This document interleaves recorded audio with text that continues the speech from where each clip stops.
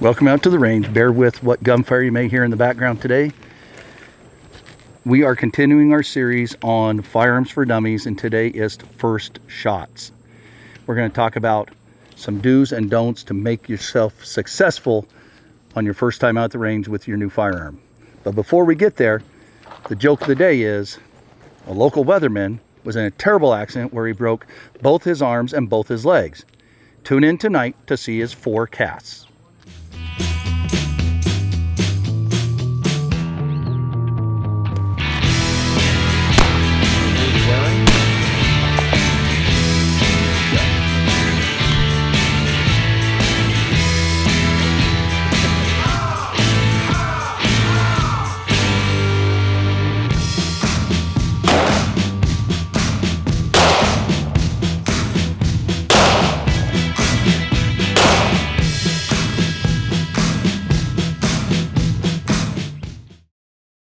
Today we are talking about your first time at the range with your new firearm.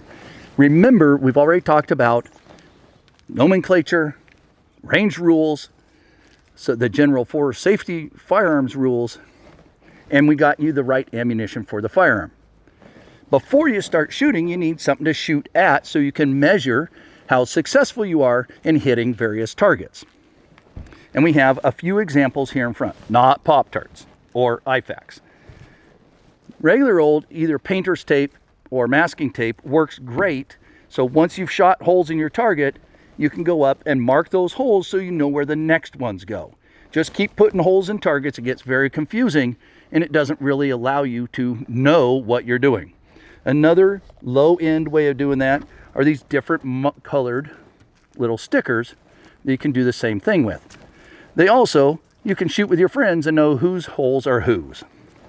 Then you can rise up to these other splatter type targets, and there's all kinds of stuff. I started off with a marker on a paper plate, if you remember those things. Put a little black hole in the middle, go back 100 yards, shoot at the paper plate, kid.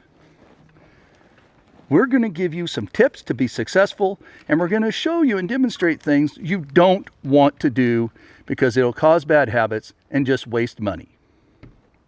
One very important thing when you're first learning how to shoot is doing the same thing over and over again, meaning being consistent on your trigger pull, your grip, etc., the way you line the sights up.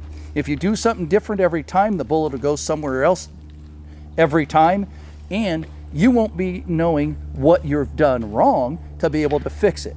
So when I see a target of a new shooter and there's one in the head and one in the bottom and one on either side, I can't tell what they're doing often enough so to give them advice. So being consistent is major, having the same grip. So let me try to demonstrate that for you today. And we're going to start with it on a rest so that takes a lot of the wobble out, a lot of the stance out. We're going to line up the sights the same way every time. It isn't hitting the center of the target, it's putting a group in the same spot. We can move the group, whether it's with the sights or your grip, but we can't move where it looks like you shot it with a shotgun.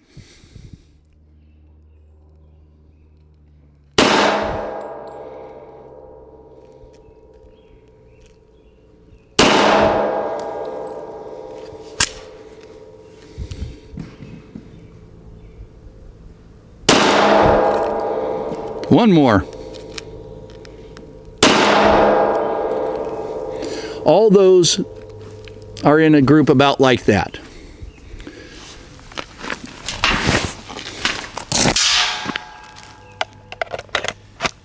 Now let me try to demonstrate when you're not consistent and the group you might get.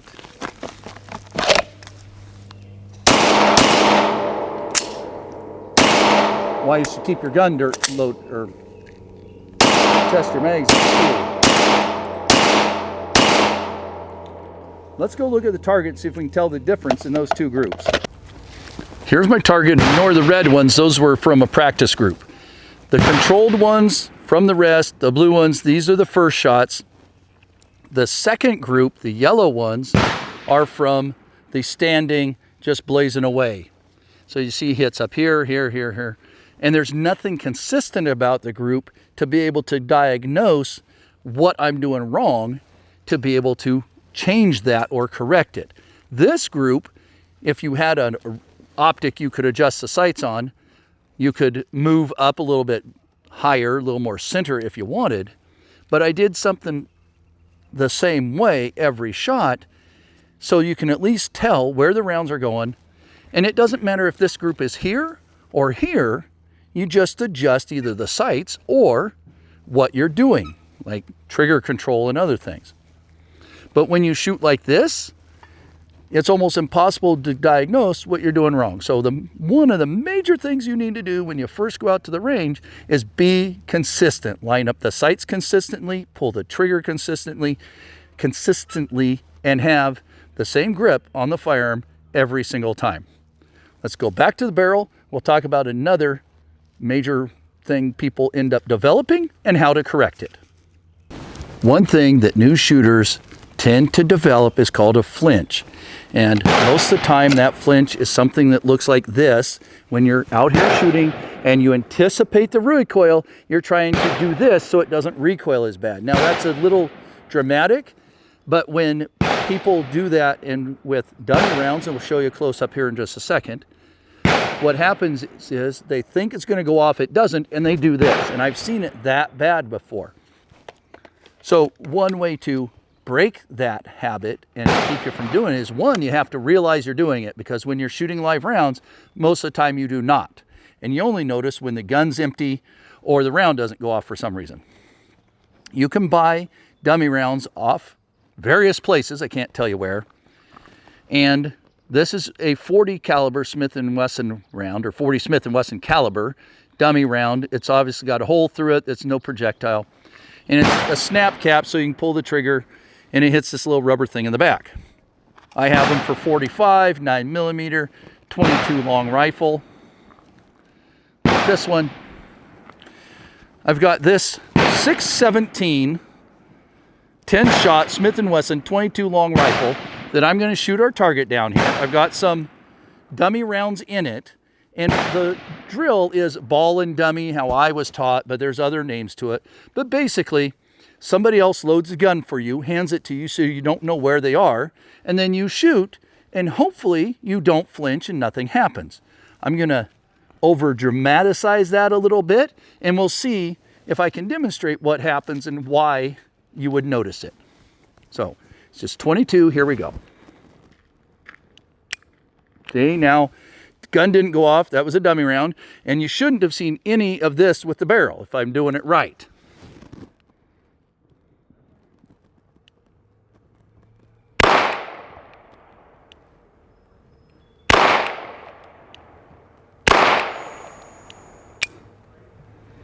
Did you see a little tiny bit?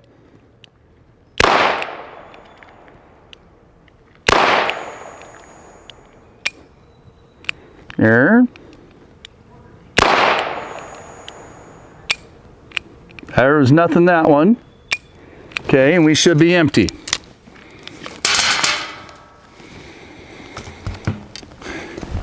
So that's how you should do it. And you can do the same thing with the semi-auto. In this magazine, I have live rounds and some dummy rounds. The first one I'll know, but there's a live round in it. You can do this for malfunction drills also. That's a little more complicated. We'll get to that later.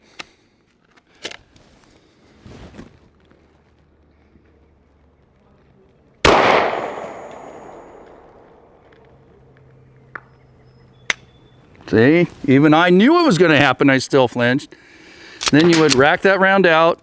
Next one goes in the gun.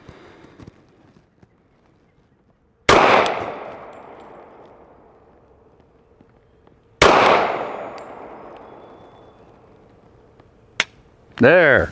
No flinch, no movement. Rack that one out.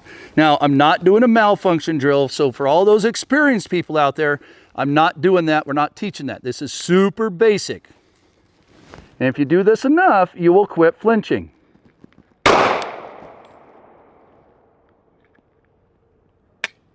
Okay.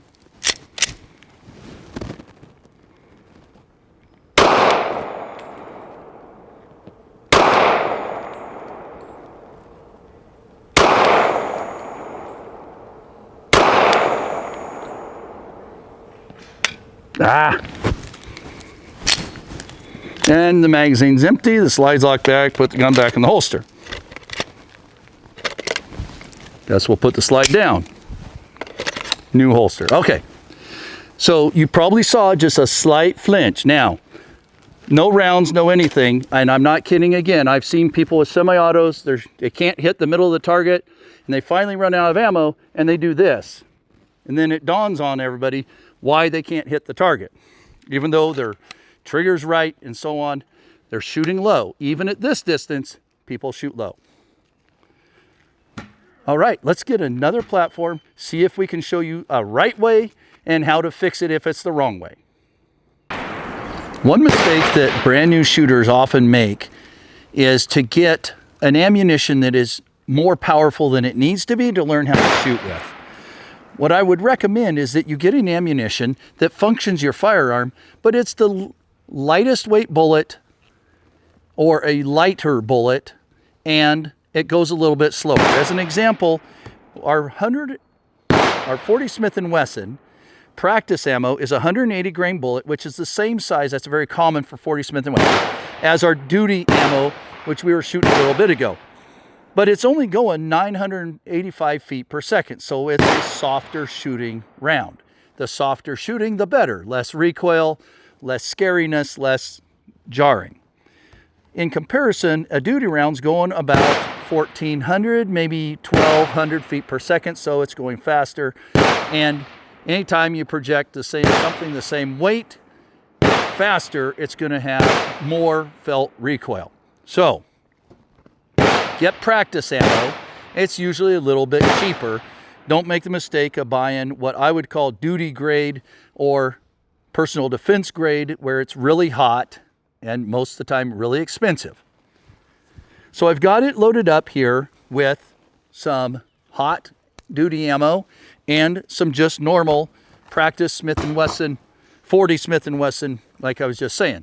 Let's see if you can see that on camera and maybe hear that in the difference.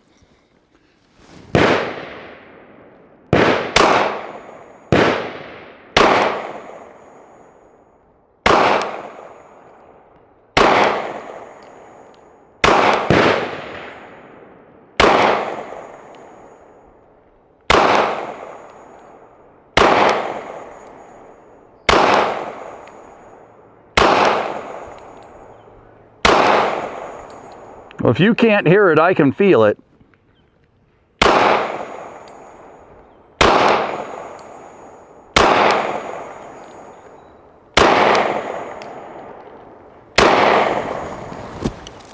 So hopefully that demonstrates a little bit why you would want softer shooting ammo. And it goes a little bit slower, a little bit lighter weight bullets if you can get them. Let's do one more thing before we go back over to the table. So the last thing is, do have realistic expectations of yourself and your equipment. Don't have unrealistic expectations of yourself and your equipment. If you've never shot before, don't think you're going to stand back here at 50 yards with a handgun that is like this, a little tiny one, and hit bullseyes every shot. Okay?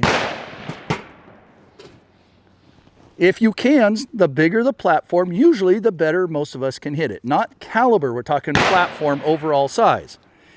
It is not reasonable to expect to hit targets as well at any distance more than 5 to 7, 10 yards with something like this baby 25 auto versus something like the full size Glock 22 in 40 Smith & Wesson. So set yourself up with realistic expectations of your skill level and your equipment's abilities. Now let's go over to the table and wrap today up. What did we learn today? We learned about flinches and how to fix them and hopefully to prevent them. We learned that to hit the target consistently in a group, you must be consistent in your manipulation of the firearm, trigger pull, grip, sight alignment, etc. We learned that if you don't do those things, you won't hit the target. You can't fix anything to get better. We also learned to not expect or to have realistic expectations of your equipment and yourself. Start close with big targets until you don't need to be super close with big targets. Be successful. Leave the range successful. One thing I've learned through training is you always want to leave on a high point. So if you're shooting all day for an X and you finally get the X, great, you're done. Don't keep pushing and then you're too exhausted, you can't shoot one and you leave feeling like you didn't accomplish something. Go out, have fun, learn, use your equipment, so you're always the best prepared for the worst case situations.